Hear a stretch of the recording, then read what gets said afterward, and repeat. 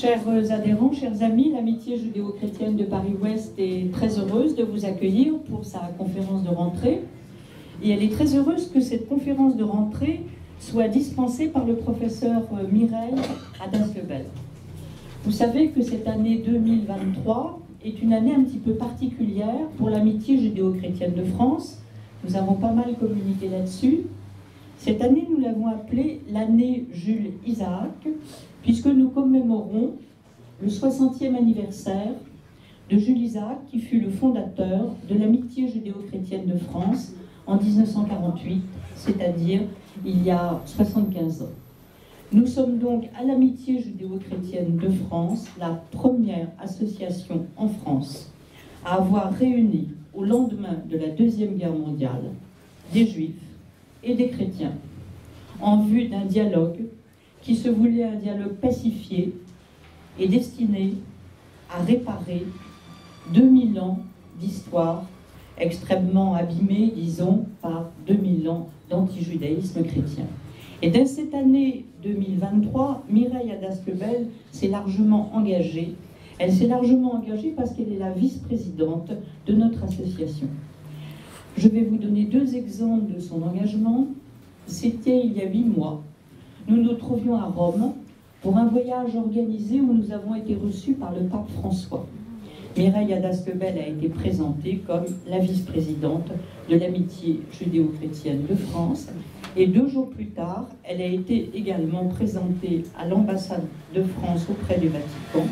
Et vous avez même fait un petit discours, Mireille, si mes souvenirs sont exacts. Deuxième exemple de son engagement, il y a 3 semaines, à Montpellier, il y a eu un colloque universitaire destiné à faire revivre ce qu'a été l'œuvre de Jules Isaac. Mireille Adas-Lebel y a dispensé une conférence qu'elle a intitulée « L'actualité de Jésus et Israël ». Et elle nous a expliqué que ce livre qui est paru il y a 75 ans, en 1948, eh bien, n'a rien perdu de son actualité. Et que la société d'aujourd'hui retrouve toute une série de questions à laquelle elle est confrontée. Mais Mireille Adas-Lebel n'est pas simplement la vice-présidente de l'Amitié judéo-chrétienne, elle est également, et surtout devrais-je dire, professeure émérite à la Sorbonne, spécialiste du judaïsme dans l'Antiquité, et sans doute la meilleure spécialiste du judaïsme dans l'Antiquité gréco-romaine, et le christianisme est évidemment indissociable le christianisme est indissociable de la naissance de l'Empire romain, ou plus exactement de l'épanouissement de l'Empire romain. Alors elle a choisi ce soir de nous parler des Juifs de Rome de l'Antiquité à nos jours. Et cette idée de conférence, elle l'a eue précisément à Rome. Alors qu'il y a 8 mois, nous y étions et que nous sortions, Mireille, si mes souvenirs sont exacts, d'une visite de la grande synagogue de Rome. Vous voyez la grande synagogue au bord du Tibre, pas loin du Vatican. Et en sortant, elle m'a dit, si on faisait une conférence sur les Juifs de Rome de l'Antiquité à nos jours. Bien entendu, j'ai souscrit à cette idée. François Vandes, qui était également à Rome avec nous, y a souscrit. Vous voyez comment nous nous retrouvons ici ce soir, réunis autour d'elle. Je voudrais la remercier particulièrement chaleureusement, car cette conférence, nous n'étions pas certains de pouvoir la faire. Dans la mesure où Mireille, disons, a eu un mois difficile, elle a craint un moment pour la vie de son mari. Maintenant, il est hors de danger. Je m'en réjouis pour elle et je la remercie encore d'être parmi nous. Mireille, c'est à vous. Donc j'ai choisi un peu audacieusement de parler des Juifs de l'Antiquité à nos jours. Il est bien évident, vous avez compris mon parcours, que je connais mieux l'Antiquité que la période plus contemporaine. Mais donc j'essaierai de ne pas être trop longue sur la partie que je connais et trop brève sur la partie qui m'est moins familière. Néanmoins, je crois qu'en 1 heure, couvrir déjà plus de 2000 ans d'histoire, vous allez en juger vous-même, je dirais presque 2300 ans d'histoire, eh bien, je crois qu'on n'a pas le temps d'entrer dans les détails. Alors, vous serez peut-être curieux de connaître mes sources sur les différentes périodes. Si vous voulez les consulter, je vous les donne d'emblée. Eh bien, sur l'Antiquité, c'est simple, je les connais par cœur, je vous les citerai au fur et à mesure. Et il se trouve qu'il y a un recueil qui s'appelle « Textes d'auteurs grecs et latins relatifs aux Juifs et au judaïsme » et qui est fait par un grand érudit de la fin du 19e siècle, début 20e siècle, Théodore Reynac. Théodore Reynac, celui dont vous avez peut-être visité la villa grecque à Beaulieu-sur-Mer, qui est voilà, et qui est un spécialiste de Flavius Joseph. Les œuvres de Flavius Joseph ont été traduites sous sa direction, et j'ai repris cette traduction dans un seul volume aux éditions Bouquins, qui est paru l'an dernier. Et puis, donc, je parlais de Joseph, justement. À part les petits textes brefs qui sont dans ce livre, vous avez aussi, dans l'œuvre de Flavius Joseph, qui est immense, beaucoup de références aux Juifs de Rome, et dans l'œuvre de Philon d'Alexandrie, quelques références aussi aux Juifs de Rome, j'en parlerai. Alors après, nous avons les auteurs latins. Nous avons les auteurs latins qui attestent de la présence de Juifs à Rome, et je vous les citerai. Puis, nous passons aux sources archéologiques, car peut-être beaucoup d'entre vous ignorent qu'il y a des catacombes juives à Rome. Elles ne se visitent pas, mais elles sont bien là. Ensuite, siècles obscurs, des bulles papales, des textes ecclésiastiques, pas d'archives. Pourquoi ? Elles ont été brûlées par les nazis en 1943. Donc, voilà, on repart à zéro. Voilà, et nous avons quelques historiens contemporains et puis l'actualité immédiate que certains d'entre vous connaissent déjà. Voilà pour le panorama des sources, je crois que c'est important de savoir. Alors, je parlais de 2300 ans, je sais pas, j'ai pas fait le calcul exact. La plus ancienne mention d'une présence, mais brève, de Juifs à Rome se situe en moins 161. À cette époque-là, les Juifs sont en révolte contre le fameux roi de Syrie, grec de Syrie, Antiochus IV Épiphane. C'est la fameuse révolte des Maccabées. Et Judas Maccabée, qui est en guerre, envoie des ambassadeurs à Rome demander l'alliance et l'amitié des Romains qu'ils obtiennent immédiatement. Donc, on leur donne des sauf-conduits pour le retour, ils repartent avec des tablettes et l'alliance, mais ils ne restent pas. Voilà, ils sont à Rome, ils découvrent la Via Appia, peut-être, si c'est... non, on verra après. Non, c'est pas tout de suite, hein. D'accord. Bien. Ensuite, bon, une date très hypothétique, moins 139, un auteur obscur qui dit que les Juifs ont été chassés de Rome parce qu'ils faisaient du prosélytisme. Nous allons retrouver cette accusation fréquemment dans l'Antiquité. Et ça surprendra beaucoup de gens de nos jours qui savent que les Juifs ne font pas de prosélytisme. Voilà. Bien. Ensuite, alors, nous tombons sur Cicéron. Bon. Alors, Cicéron, est-il un ami ou un ennemi ? Cicéron est un avocat. Cicéron a pour mission de défendre un monsieur Flaccus, propriétaire de la province d'Asie, qui a confisqué les contributions que les Juifs de différentes villes de Syrie et d'Asie mineure, qui correspond à la Turquie actuelle, levaient pour le temple de Jérusalem. Et nous avons la liste, malheureusement un peu coupée. Ça nous donne des Juifs dans les villes d'Apamée, de Laodicée, de Pergame, des villes d'Asie mineure. Et si on doit faire le total des sommes qui ont été levées on tombe sur un certain nombre de juifs mâles de plus de 20 ans, puisque c'est la contribution du demi-shekel qui est due au temple de Jérusalem. Shekel, c'est le cycle, on a repris de nos jours le nom de cette monnaie. Et on arrive à des chiffres de plusieurs dizaines de milliers de juifs en Asie mineure.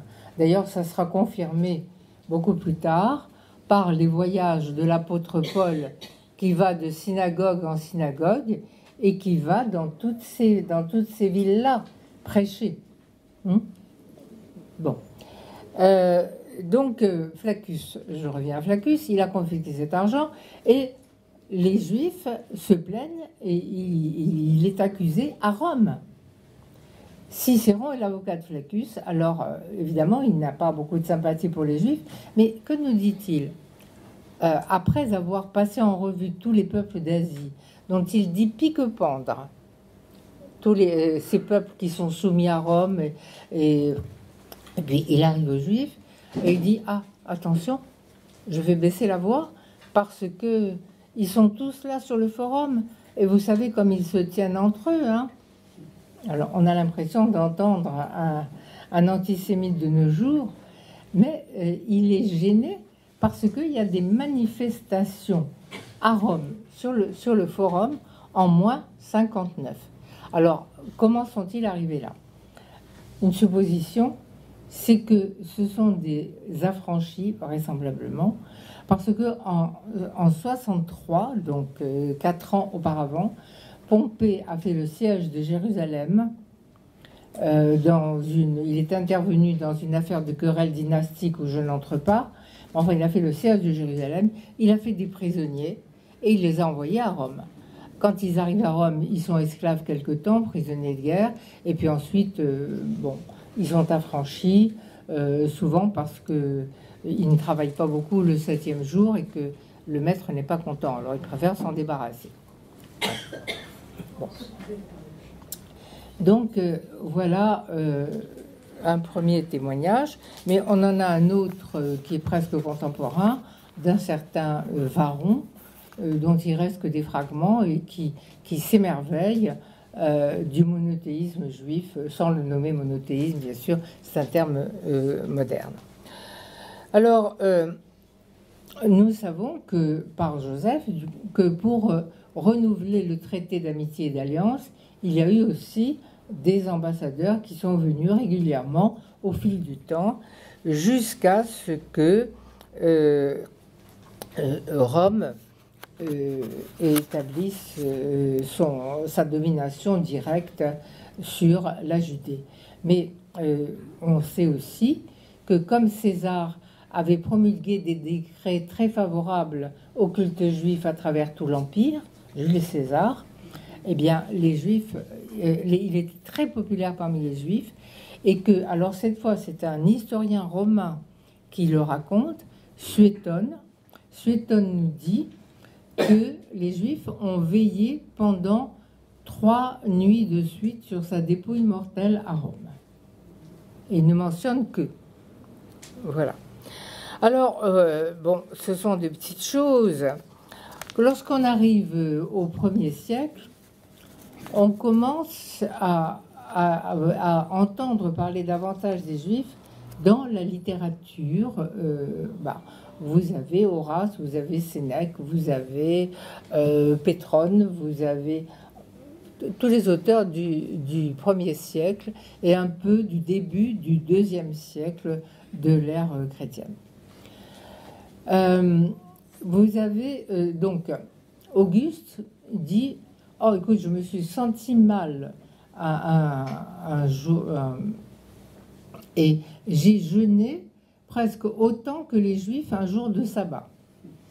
Bon, c'est pas tout à fait l'image que nous avons du Shabbat. Ensuite, nous avons Horace qui dit: oh, j'ai un ami qui me dit, écoute, je n'ai pas le temps parce que c'est le 7e jour. Et un ami, un Romain, qui est converti ou sur le seuil de la conversion, et ça agace beaucoup les Romains. Sénèque qui dit, ce peuple soumis est en train d'imposer ses lois aux vainqueurs. Une petite phrase qui a été préservée dans un fragment par saint Augustin. Bon. Après, il y a la guerre. Vous savez que la guerre éclate en Judée et on pourrait imaginer qu'il y ait des rétorsions contre les Juifs de Rome. Mais attendez, mais je vais un peu trop vite. Quand même, il y a Auguste. Après Auguste, il y a un empereur qui s'appelle Tibère. Tibère, en l'an 19, expulse les Juifs de Rome. Prétexte, la raison, prosélytisme. Il envoie les jeunes gens travailler dans les mines de sel de Sardaigne.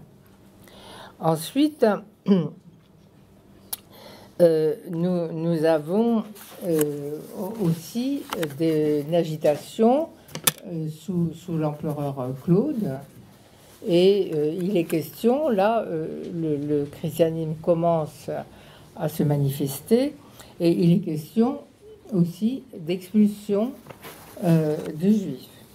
Mais Claude est plutôt favorable dans l'ensemble, d'autant que c'est grâce à un prince juif, Agrippa, qui s'appelle Agrippa comme le gendre d'Auguste, qu'il a été intronisé. Mais ça, je vous le raconte je ne peux pas m'étendre là-dessus. Donc, beaucoup les poètes satiriques se moquent, c'est leur rôle de se moquer, mais ils se moquent de la circoncision, des lois alimentaires et des gens qui se convertissent au judaïsme. Et Juvénal, alors nous sommes déjà au début du IIe siècle, nous décrit ces Juifs de Rome qui habitent un quartier bien précis, le Trastevere, c'est-à-dire au-delà du Tibre, mais dans un quartier qui est pauvre et insalubre, avec des insula, c'est-à-dire des immeubles. Il y avait peu d'immeubles à l'époque, mais c'était les quartiers pauvres qui construisaient en hauteur.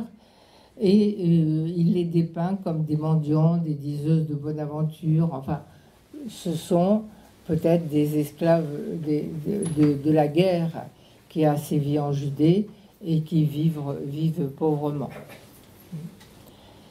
Et donc, voilà à peu près pour les sources littéraires. Je ne les ai peut-être pas toutes épuisées, mais on s'arrêtera là. Après le début du IIe siècle, je n'ai plus beaucoup de sources dans ce fameux recueil de textes de Reinach dont je vous ai parlé. Donc, qu'est-ce que je trouve? Des traces archéologiques que je n'ai aucunement pour les périodes antérieures. Et que sont ces traces archéologiques? Des catacombes juives. Parce que contrairement à ce que beaucoup de gens croient encore de nos jours, les catacombes ne sont pas des lieux de réunion secrète des chrétiens, ce sont des sépultures souterraines. Et il y a 6 catacombes juives qui ont été découvertes à Rome, dans des quartiers divers, dont un pas loin de la voie Appia qu'on vous montrait tout à l'heure.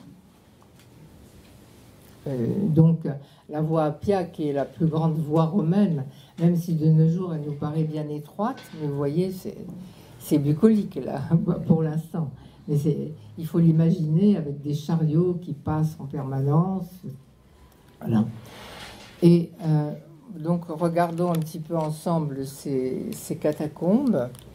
Eh bien, voilà. Alors, vous avez ça, vous avez ce qu'il y a de plus beau, quoi. C'est un arcosolium, hein, ce qu'on appelle un arcosolium, c'est-à-dire une niche avec, on peut pas douter, il y a une menorah, c'est bel et bien une catacombe juive.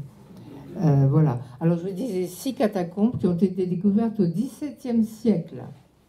Il y en a une qui s'est effondrée. Mais la plupart des plaques que vous allez voir, ces plaques-là, se trouvent dans les musées du Vatican. Il y en a un peu au musée de Latran et il y en a aussi un peu au musée archéologique qui se trouve tout près de la gare centrale de Rome. Alors, qu'est-ce que vous remarquez? Dans quelle langue est-ce que c'est écrit? En latin. Vous en avez une en latin. Ouais. Oh, c'est une rareté. Ah oui, reste en grec. Le reste en grec. Entade keitai. Alors, c'est pas toujours du très bon grec. Il y a 75 ou 80% des inscriptions qui sont écrites en grec. Il y a quelque chose qu'on a du mal à imaginer de nos jours, c'est que le grec a été la langue principale des Juifs de cette époque. Alors, le latin, je vous disais, c'est... oui, vous en aviez juste avant. Voilà, alors, la menorah, apparaît très souvent, mais vous avez aussi... Alors, ça, c'est encore un arcosolium, un autre, oui. Quelques belles... et puis, vous avez d'autres plaques? Il n'y a pas d'autres plaques, non. Oui. Il y a que c'est... Alors, oui, mais peu importe. Voilà, vous avez une plaque assez typique avec une menorah. À la fin, je ne vois pas très bien s'il y a écrit Shalom. Quelquefois, vous avez écrit Shalom en grec. Mais autrement, vous avez aussi la formule qu'il repose en paix, en grec. Voilà. Alors, comment? Alors, voilà, justement. Alors, il y a un cédra et un chauffard aussi. C'est très fréquent comme illustration. Alors, pourquoi? Bon, la menorah, nous avons une explication qui est qu'il est la lumière du monde futur, probablement. Et nous avons... Alors, les inscriptions ne sont pas longues, en général. Elles sont souvent maladroites. Là, vous êtes gâtés parce que vous avez des inscriptions qui sont plutôt jolies. Hein, mais c'est souvent écrit d'une main maladroite. Vous avez ça aussi à Carthage, figurez-vous.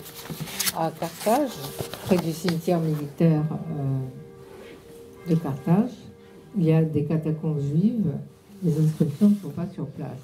Et il y a l'une d'elles, la plus longue, mais qui n'est pas reproduite ici, nous parle de Régina, âgée de très jeune, je ne sais plus, 18 ou 25 ans, pleurée par son mari. Et donc c'est une longue épitaphe qui se termine par « De nouveau elle vivra ».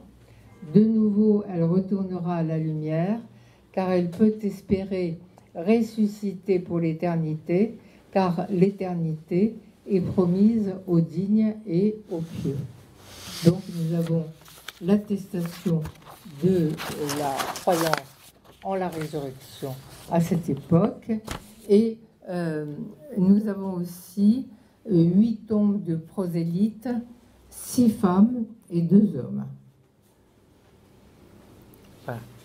Bon, alors maintenant, la page se tourne.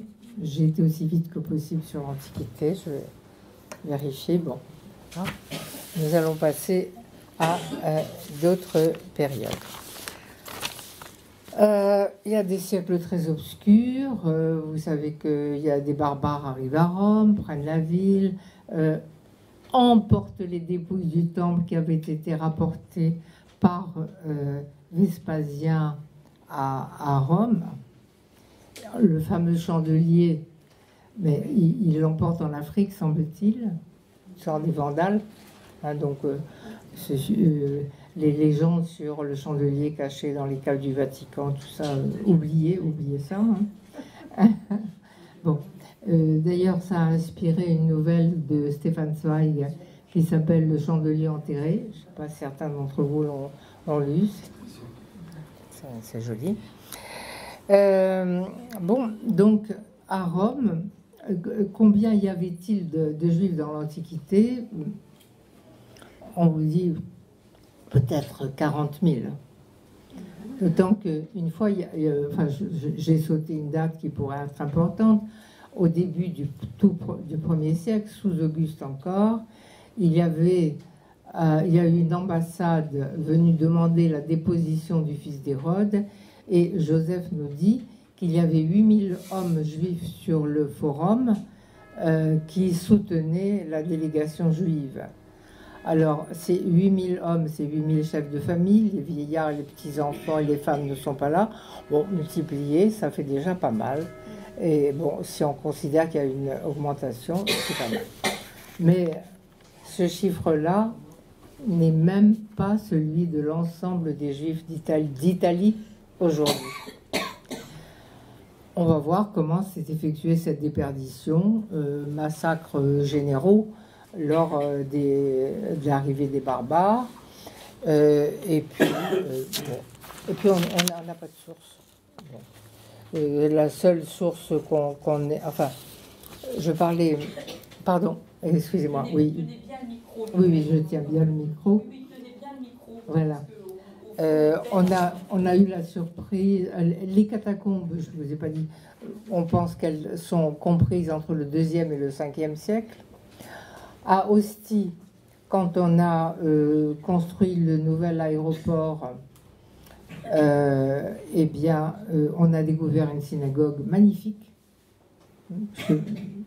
Je n'ai pas visité, je ne sais pas si elle se visite à vrai dire, mais j'ai vu beaucoup de photos et de reproductions. Mais on sait par les catacombes qu'il y avait 12 synagogues au moins, parce que ce qui est indiqué dans les inscriptions, c'est un tel membre de telle ou telle synagogue. Et on peut reconstituer une liste de 12. Bon, allez, je tourne la page de l'Antiquité et j'arrive à la papauté après l'invasion vandale qui date de 455.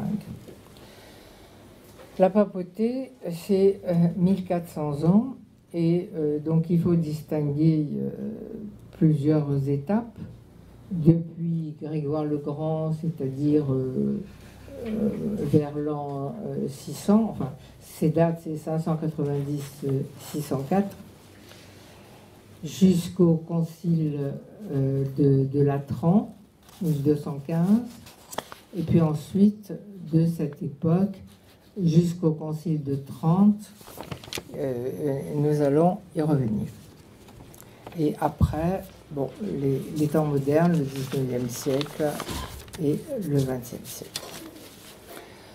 Alors, Grégoire le Grand est un homme qui est plutôt tolérant envers les Juifs et envers les païens, qui ne cherche pas de convertir à toute force, car il est persuadé que la vérité triomphera un jour, et donc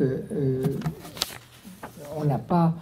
c'est une période qui est plutôt favorable, de sorte qu'au fil du temps, notamment au Xe siècle après lui, je ne vais pas citer tous les papes parce qu'il y a des politiques différentes suivant chaque pape, et je ne peux pas les citer individuellement, c'est trop compliqué. Bon. Donc tout ce que je peux dire, c'est qu'il y a au Xe siècle une certaine renaissance littéraire qui est marquée par quelques figures soit de païtanim, c'est-à-dire de gens qui écrivent des poètes, de la poésie sacrée, comme Kalonimos, soit l'auteur d'un dictionnaire talmudique, le Harour, de Nathan Ben Yeriel de Rome. Et en fait, Rome est souvent un chaînon entre l'Orient et l'Allemagne ou la France, où il y a tout un courant de Juifs qui passent donc pour s'établir. Mais beaucoup, entre-temps, restent aussi dans l'Italie du Sud, hein, parce que moi, c'est Rome qui est mon sujet aujourd'hui, mais je dois dire que la région des Pouilles, par exemple, a été très peuplée de Juifs, et il y a à Venosa des catacombes juives beaucoup plus récentes que celles de Rome, qui vont jusqu'au IXe siècle, et on voit petit à petit le grec abandonné au profit du latin, le latin abandonné au profit de l'hébreu. Ça, c'est tout à fait passionnant. jusqu'au XIIIe siècle, on a des médecins, des talmudistes, alors que précédemment, vraiment, ils ne se distinguaient pas par leur science. Et s'il y en a un rabbin qui était mentionné dans le Talmud, c'est déjà beaucoup. Mais néanmoins, il y a un massacre de Juifs après un tremblement de terre. On voit aussi un antipape de la famille Pierre Léoni, dont il a l'air d'être certain qu'il appartenait à une famille juive. Bon, et qui était converti, bien entendu. Et puis, il y a en 1215 le concile de Latran. Au concile de Latran, Innocent III, bon, vous aviez son portrait, mais je ne sais pas si vous l'avez gardé, mais peu importe. De toute façon, ces portraits sont un peu stéréotypés. Oui. Innocent III impose une législation anti-juive. Le Talmud est brûlé après sa condamnation à Paris, d'ailleurs, en 1245. Cimetière saccagé et mesure importante qui concerne toute la chrétienté, imposition de la rouelle. Le pape prend modèle sur l'Orient islamique maintenant. On a des signes distinctifs pour savoir qui est chrétien, qui est juif, qui est musulman. Enfin, musulman, on n'a pas besoin. Donc, il suit ce modèle. Ça ne veut pas dire que les juifs soient nécessairement persécutés à ce moment-là, mais selon les bonnes méthodes, on leur extorque tout l'argent qu'on peut, des taxations humiliantes,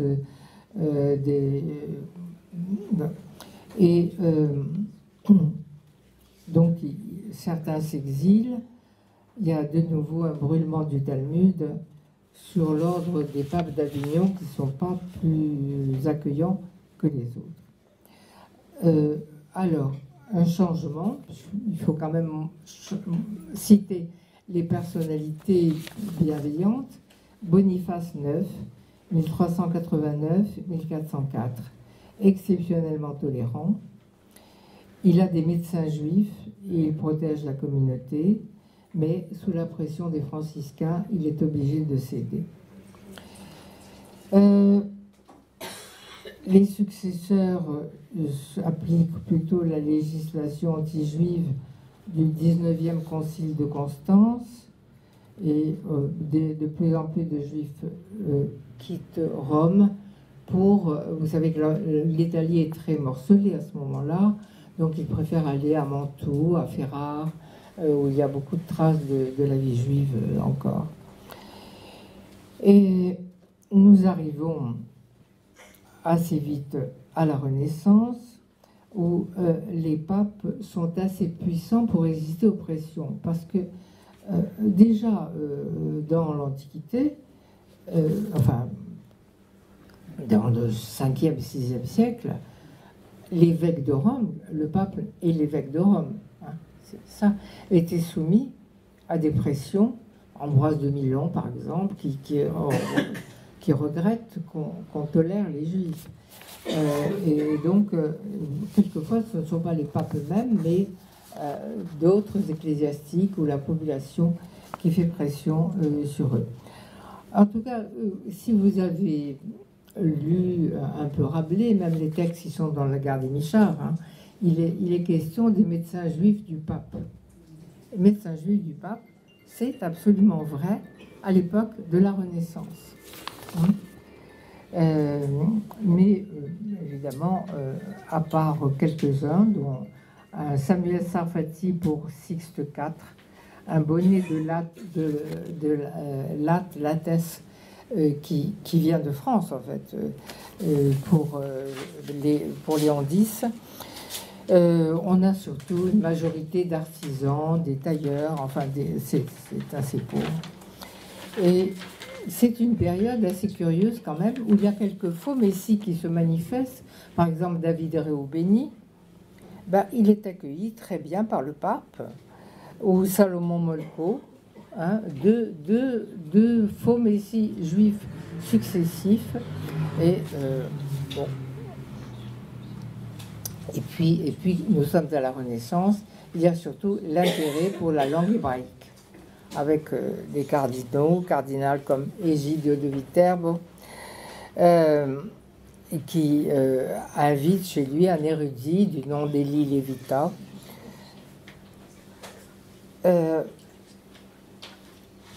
Un juif qui est le médecin personnel de Paul III est même nommé professeur de médecine à la Sapienza. Ça, c'est une exception absolue.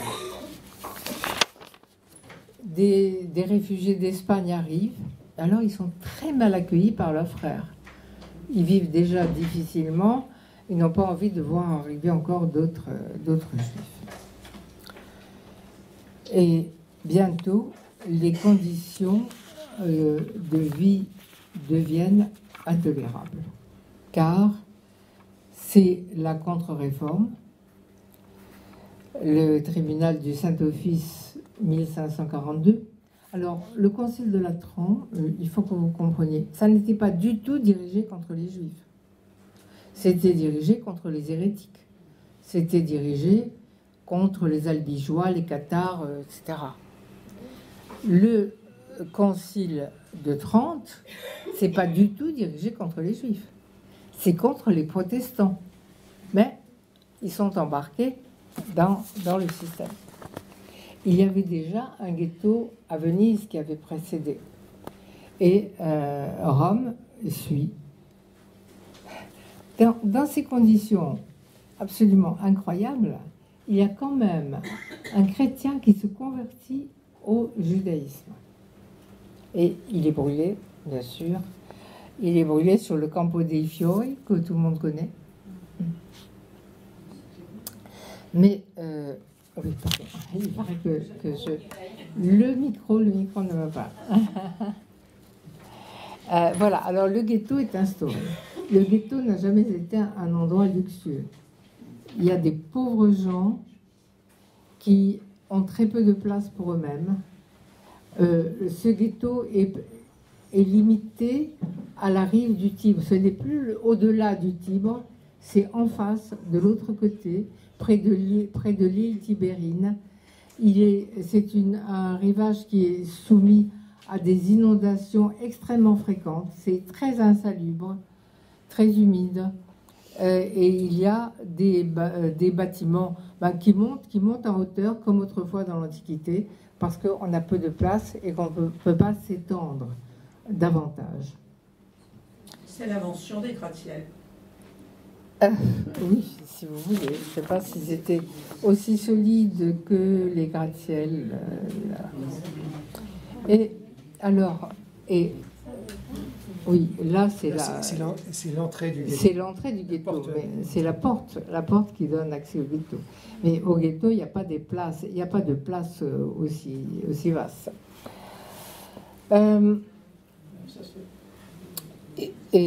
Donc les Juifs doivent désormais entretenir une maison des catéchumènes, c'est-à-dire que ceux qui se convertissent sont entretenus aux frais de leurs frères juifs dans une maison appropriée.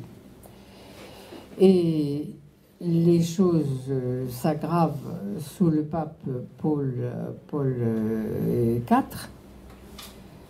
Le ghetto est cerné de murs. Les lois anti-juives se succèdent. Non seulement la rouelle jaune sur le chapeau pour l'homme, le foulard jaune pour les femmes. Vous voyez le jaune déjà choisi dès cette époque. Interdiction de la propriété foncière, interdiction d'être appelé signor, interdiction d'avoir recours à des médecins chrétiens, interdiction de vente du blé ou des denrées nécessaires, restriction à la friperie et aux objets usagés. D'autres papes sont moins stricts, mais il y a aussi des scènes qui sont attestées, même, je crois même par Montaigne, d'humiliation publique des Juifs qui doivent accueillir le nouveau pape sous l'arc de Titus, et on refuse le pape en apportant la Torah, et il y a un geste pour repousser la Torah des Juifs. Donc je suis très, très triste de devoir raconter ça, mais c'est ce que me disent les livres d'histoire. Néanmoins, je dois dire que les Juifs sont peut-être, à part la période du ghetto est vraiment terrible, mais même avant, les Juifs avaient été presque mieux traités que dans d'autres lieux où ils périssaient sur le bûcher, ou bien pendant les croisades où ils étaient massacrés sur les bords du Rhin. Donc, à partir de... Oui, voilà, justement, à partir de Grégoire XIII, donc tout à fait la fin du XVIe siècle, il y a une institution maintenant. Vous voyez, si vous allez à Rome, vous voyez à la porte du ghetto une église assez jolie, qui date du XVIe siècle. Et vous êtes surpris de lire au fronton de cette église une inscription en hébreu traduite en latin. Alors, cette inscription reprend des paroles, je crois que c'est du prophète Isaïe, qui dit j'ai étendu mes mains tout le jour vers un peuple rebelle qui vont dans une voie mauvaise après leurs pensées, un peuple qui m'irrite, et puis quoi, j'ai mis... Pardon? Oui, sur ma devant ma face. Voilà. Donc, voilà. Donc, bien. Il y a, comme les Juifs ont dû accueillir malgré eux certaines personnes, d'autres Juifs venus d'ailleurs, il y a les 5 cinque scuole. Cinque scuole, c'est scuole comme schule, ça désigne des synagogues. Parce que dans les synagogues, on étudie aussi, hein, donc c'est comme le Beth Midrash. Et donc, ces synagogues, elles ont brûlé un peu plus tard accidentellement. Et de nos jours, en tout cas, il existe une place des cinque scuole à l'intérieur du ghetto. Donc, que peut-on dire? Voilà la vie du ghetto. Il parle un dialogue judéo-italien maintenant, qu'on a étudié. Par exemple, quelqu'un qui lit à toute allure, on l'appelle mangiatora. On veut dire qui mange la Torah, qui dévore la Torah. Bon, il y a un peu d'espagnol aussi, à cause de l'arrivée des Juifs d'Espagne. Ils vivent dans une grande pauvreté. Il y a des brocanteurs, des fripiers, ils sont méprisés, ils sont moqués partout où ils vont. On contrôle les livres en leur possession. La liturgie est expulsée. Il y a des sermons tous les samedis sous les insultes de la populace. Alors, certains se bouchent des sermons tous les samedis dans cette synagogue. Et les Juifs, certains se bouchent les oreilles avec de la cire pour ne pas entendre, mais d'autres entendent très bien. Ils comprennent qu'il y a pour eux une porte de sortie. Ils ont la maison des catéchumènes, où ils seront accueillis à bras ouverts, où ils mangeront à leur faim. Et alors, ce qui se passe, c'est qu'au XVIIIe siècle, alors qu'on imaginerait que c'est l'ère de lumière, etc., se répand l'idée que si on convertit un juif, on sauve son âme. Donc, il y a des tas de gens qui ne sont pas des prêtres, qui sont de bons catholiques, mais qui pensent qu'ils vont sauver leur âme de cette façon. Donc, par exemple, j'ai ici un livre très, très intéressant, très documenté, qui repose sur des tas d'archives. Baptême forcé, histoire de juifs chrétiens et convertis dans la Rome des papes. C'est chez Honoré Champion, qui nous cite toutes sortes de cas. Par exemple, quelqu'un qui est venu apporter un message dans une maison juive, on l'a laissé tout seul un instant, il remarque un petit garçon qui choue, il trouve qu'il est bien mignon et que c'est bien dommage qu'il soit juif.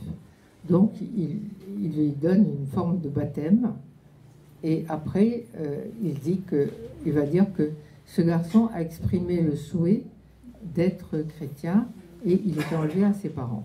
Donc des cas de baptême forcé, d'enfants enlevés à leurs parents, ça prolifère au XVIIIe siècle et on ne sera pas étonné de trouver une affaire encore au XIXe sur laquelle je reviendrai. Vous avez aussi des coutumes qui nous paraissent extrêmement bizarres, celle de l'offrande. Oui, alors l'offrande d'un juif, même par quelqu'un de sa famille. Quelqu'un de sa famille qui se convertit va dans la maison des catéchumènes. Il dit qu'un homme, par exemple, qui vit difficilement, il dit que sa femme a exprimé le souhait de se convertir. On va la chercher, il n'en est rien. Elle se débat, elle ne veut pas. C'est une tigresse, dit un prêtre qui l'a décrit. Et puis, elle a un enfant. Donc, le père a le droit de prendre son enfant. Et quand elle voit qu'elle va perdre son enfant, elle se résout aussi à suivre son mari. Donc, je vous cite des cas comme ça, mais ce livre est plein d'histoires de ce genre, avec quand même donc, le mari a offert sa femme, le mari a le droit d'offrir sa femme, l'arrière-grand-père, le grand-père, le père, il y a toute une législation comme cela, peut offrir son descendant, mais par exemple, il y a un cas où c'est un oncle qui a adopté 4 neveux orphelins, eh bien on le refuse parce que ce n'est pas en ligne directe. Vous voyez, il y a des lois ecclésiastiques qui sont assez étonnantes. Et donc, le dernier épisode de ces conversions forcées se situe en 1858 dans la fameuse affaire Mortara, dont je crois qu'il y a un film qui est en préparation, qui va sortir bientôt. Je ne sais pas, j'ai vaguement entendu parler de ça. Alors, les Mortara, c'est une famille de Bologne, hein, une famille bourgeoise, bien établie. Nous sommes déjà au 19e siècle. Bon, j'ai un peu sauté pour terminer avec cette question des baptêmes forcés.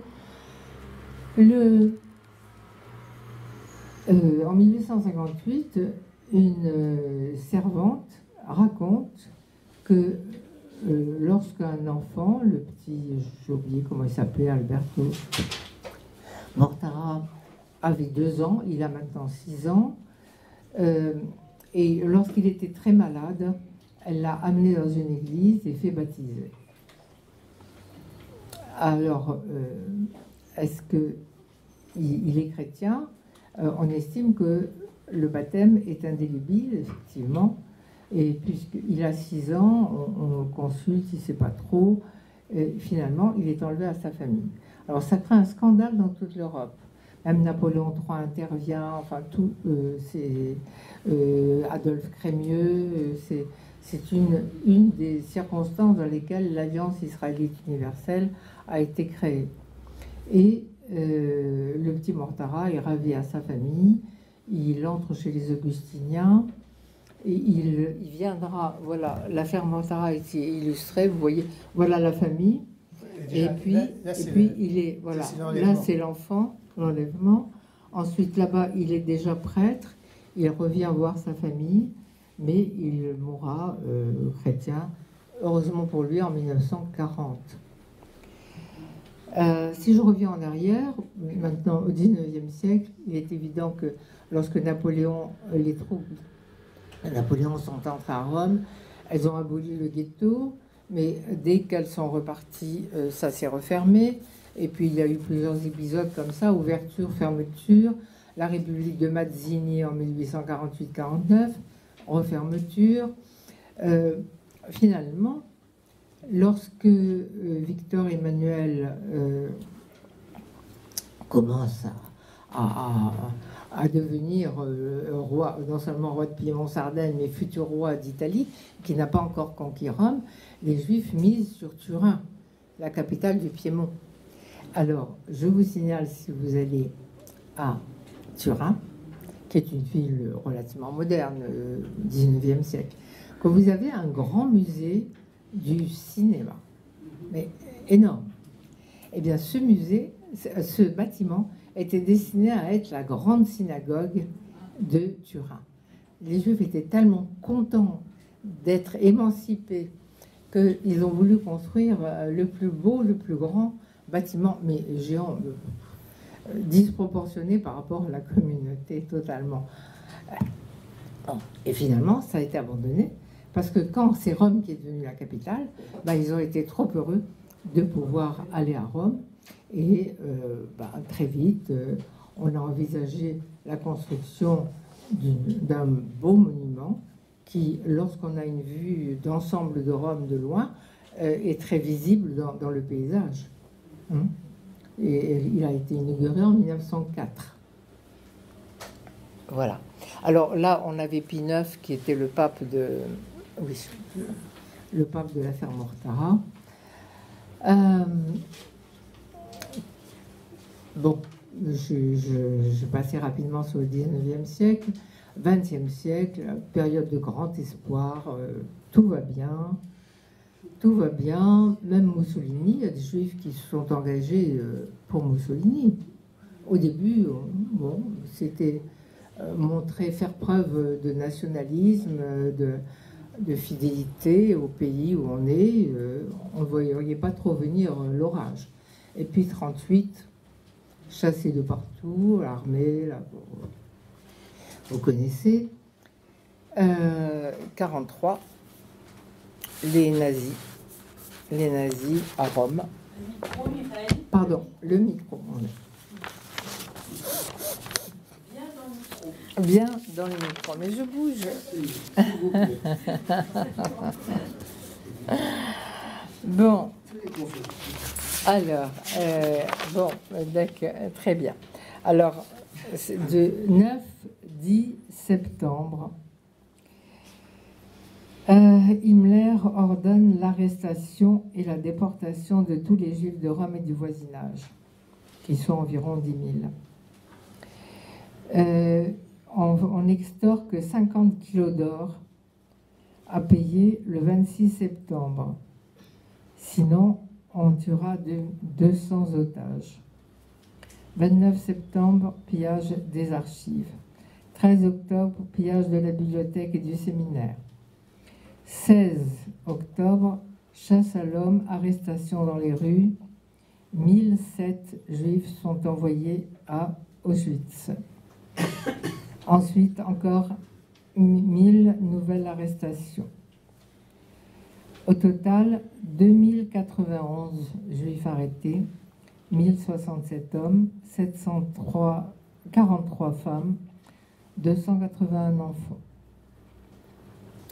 Et puis, ensuite, il y a encore une rafle, cette fois, voilà, vous voyez là. Il faut imaginer, si vous avez vu les Fuzzi Contini, ça se passe à Ferrare, mais la fin du film montre bien l'atmosphère de ces gens qui se sentaient très bien intégrés, et bon, qui n'étaient pas.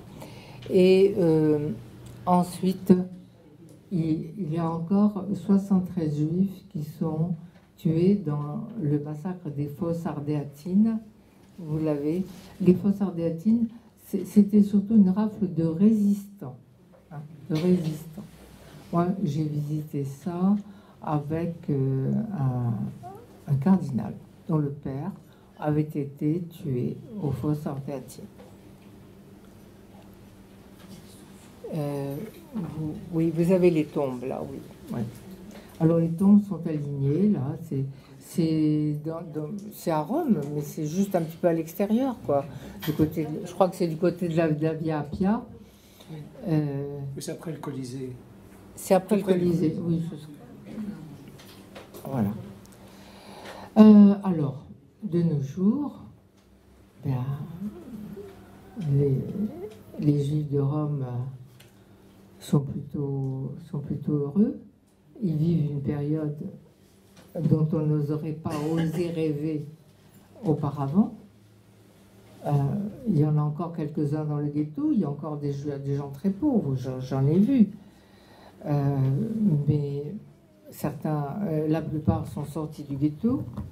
Ils ont une belle synagogue. Ils ont, vous voyez ici, vous montrez le rabbin. Ils ont reçu la visite du pape dans la synagogue. Incroyable, inimaginable, inimaginable. Le pape venant voir le grand rabbin Toaf, le prédécesseur du rabbin d'Icénie que nous avons rencontré. Inimaginable. Donc, c'est une période heureuse. Je crois que les mânes des Juifs du passé peuvent se réjouir. Voilà. Je vous remercie de votre attention.